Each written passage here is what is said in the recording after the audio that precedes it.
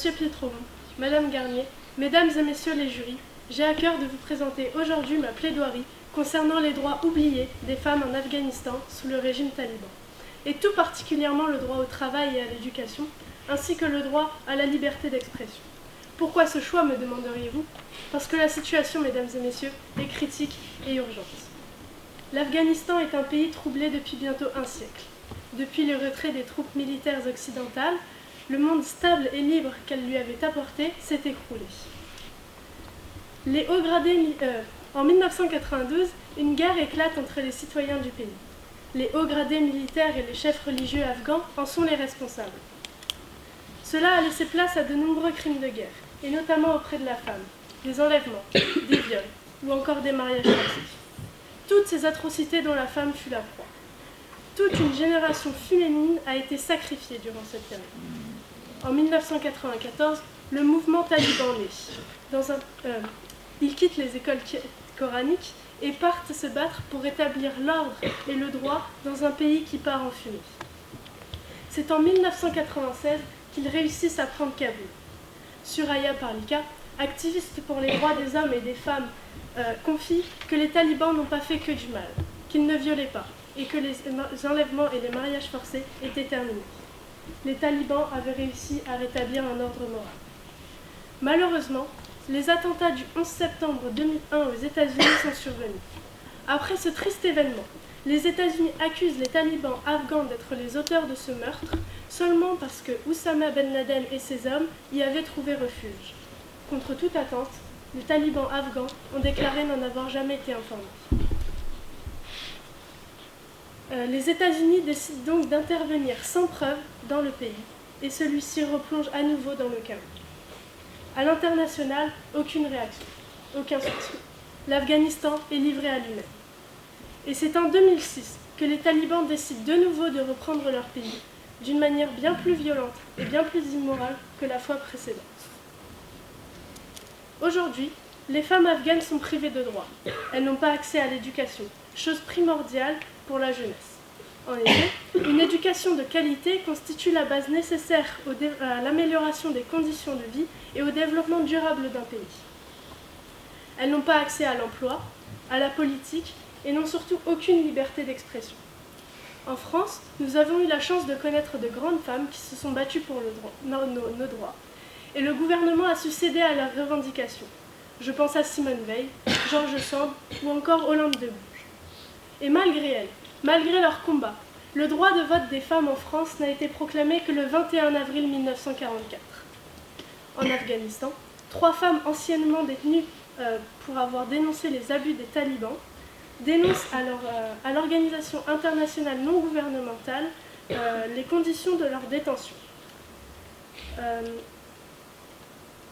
Ces femmes ont déclaré avoir été détenues avec leur famille, y compris les enfants en bas âge. Elles ont subi des menaces, des passages à tabac et des conditions d'enfermement dangereuses. Leur droit à une procédure régulière, procédure qui garantit l'équité du système de justice, a été bafoué. Leurs conditions de remise en liberté étaient également abusives. De surcroît, leurs proches de sexe masculin ont également subi des violences, des chocs électriques par exemple. Les témoignages de ces 3 femmes mettent en lumière le traitement des manifestantes détenues par les talibans ainsi que leur volonté de réduire au silence ces protestations. C'est pourquoi il est temps, mesdames et messieurs, d'entamer un long et pénible combat. D'autre part, d'après le décret numéro 58-592 du 12 juillet 1958, lorsque le gouvernement français détenait un ministère des régions sahariennes, homologue la décision du ministère relative aux conditions de droit de vote des femmes au sein d'une région musulmane. Après le retrait français de cette région, elle a pu se développer plus paisiblement et plus justement pour chacun des individus.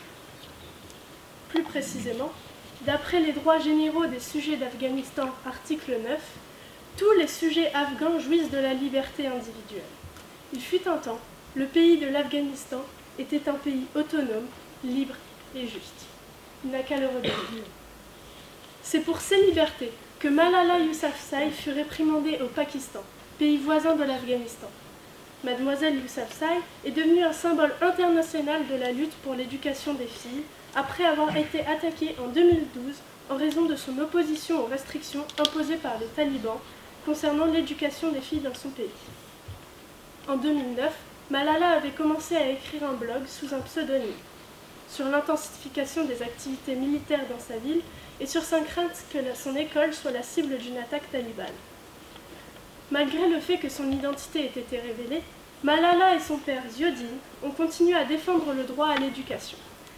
L'attaque à main armée des talibans contre Malala, le 9 octobre 2012, alors qu'elle rentrait de l'école avec ses amis, a été condamnée par le monde entier. Plus de 2 millions de personnes ont signé une pétition en faveur du droit à l'éducation. Et l'Assemblée nationale a ratifié la première loi sur l'éducation gratuite et obligatoire du pays. Suraya Parlika, qui elle aussi s'est battue pour l'éducation et la formation professionnelle de la femme avec son association All Afghan Women, ce droit leur a déjà été accordé encore une fois, d'après les droits généraux des sujets d'Afghanistan, article 14. Tous les sujets afghans seront admissibles aux emplois selon leurs capacités et leurs mérites dans les limites des besoins. Chaque femme ayant voulu défendre ses droits fut réduite au silence. Madame Parlika, Madame Yousafzai y ont survécu. Mais n'oublions pas la regrettée Madame Mina Keshwar Kamal. En 1981, Mina Keshwar Kamal lance un magazine bilingue, Payam Ezan, message de femme en français, qui met en avant la cause des femmes afghanes et dénonce sans relâche la nature criminelle des groupes fondamentalistes. Le journal est publié dans les 2 langues officielles de l'Afghanistan, le pashto et le dari. Parce qu'il se dit révolutionnaire, le journal est soupçonné de tendance gauchiste et ne reçoit donc aucun financement d'organisations internationales non gouvernementales. Fin 1981, sur invitation du gouvernement français, Mina Keshwar Kamal représente le mouvement résistant afghan au Parti du Congrès socialiste. La délégation soviétique, menée par Boris Ponomarev, quitte la salle quand Mina Keshwar Kamal se fait acclamer lorsqu'elle fait signe de victoire. La poétesse a également créé des écoles Vatan pour les enfants réfugiés, un hôpital et des centres de confection artisanale pour les femmes réfugiées au Pakistan. En raison de ses activités et de ses actions militantes, la jeune femme reçoit des menaces de mort. Elle est assassinée le 4 février 1987 dans sa maison de Quetta, au Pakistan. Les commanditaires présumés de l'assassinat sont des agents afghans du KHAD, ou des fondamentalistes du groupe SB Islami dirigé par le terroriste Gulbuddin Hekmatyar. En mai 1995, Amnesty International déclare qu'elle a été tuée avec 2 membres de sa famille. BBC News déclare qu'il s'agit de 2 collègues. En 2002, 2 Afghans initialement arrêtés pour avoir introduit un camion rempli d'explosifs en Afghanistan confessent être les responsables de l'assassinat et membres du KHAD. Ils sont condamnés à la peine de mort par pendaison.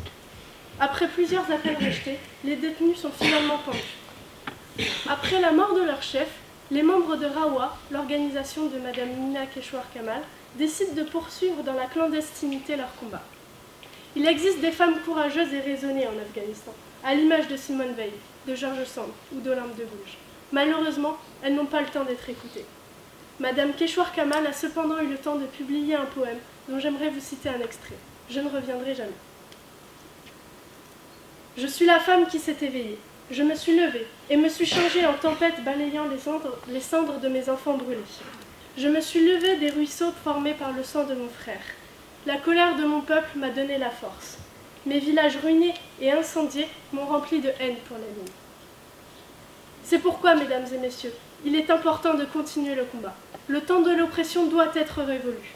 Il est temps de libérer la parole pour que chaque femme ait le droit de prononcer un discours tel que le mien, quelle que soit sa portée et quel que soit le pays où il est prononcé.